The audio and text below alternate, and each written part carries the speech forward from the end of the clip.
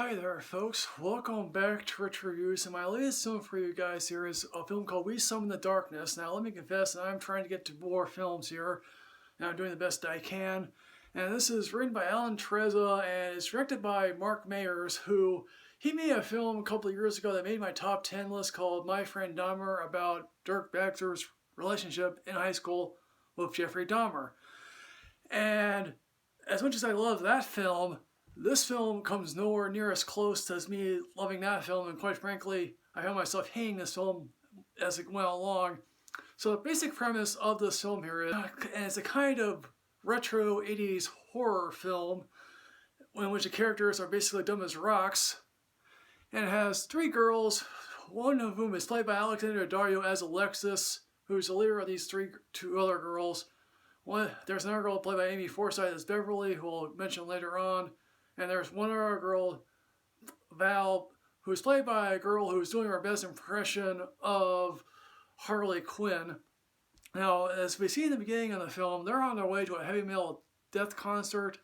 And seeing this being the 80s, there's obviously a resurgence in heavy metal death music. Along the way, considering that they're in Texas, there's obviously a pastor played by Johnny Knoxville, which is basically a glorified cameo to Johnny Knoxville. And Johnny Knoxville, for all his years of doing jackass stuff, looks incredibly bored as to why he's there, and he appears at the end of the film as well. So in the beginning of the film, we were told that, oh yeah, there's a group of killers out on the loose that are stalking heavy metal death concerts, you know. Now here's the thing, I never heard the term deadhead, and basically, I'm not a groupie, I'm not into heavy metal music. When they get to the concert, they meet up with three guys, one of whom has to be Logan Miller, who I forget what Logan Miller looks like. Another of whom happens to be, Taylor Swift's brother. As much as I love or hate Taylor Swift, I don't realize that she had a brother, and the brother made no impression on me here. After the heavy metal death concert, they make their way to Alexis's family home, and what do you know, things start happening. As they sit by the fire, and they play a game of, Never Have I Ever, which, look, I never played that game in my life, and if that is truly a game, please tell me in the comment box below here. And now one thing that Alex Rizzo thinks to himself, okay, I'm going to be smart about, is how in most of those 80s horror films, their killer was revealed at the end of the film, and ended up being the most obvious person that was, basically it's a law economy of characters. And what Alex Rizzo basically does here is like, okay, minute 30, I'm going to introduce who the killers are.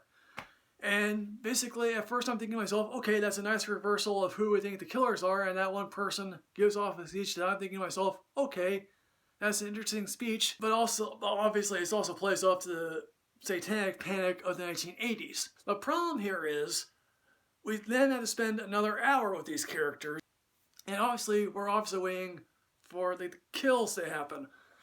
And outside of one kill that has a person's hair being set on fire, and another trope here that involves a cop who shows up, doesn't believe the victims, and obviously the cop here believes that this person is the perpetrator, and he gets killed for his troubles. Okay, outside those two things here, I'm literally shocked. And I mean, the only reason to see this film is for Alexandra Daddario. Alexandra Daddario, who's obviously best known for that first season of True Detective, and she has made some couple other films, The Layover, which made my worst of the year list, and another film that I didn't see with Tyler Hoechlin that I have said to myself I'm not going to see with a 10-foot pole. There's a reason to see this film.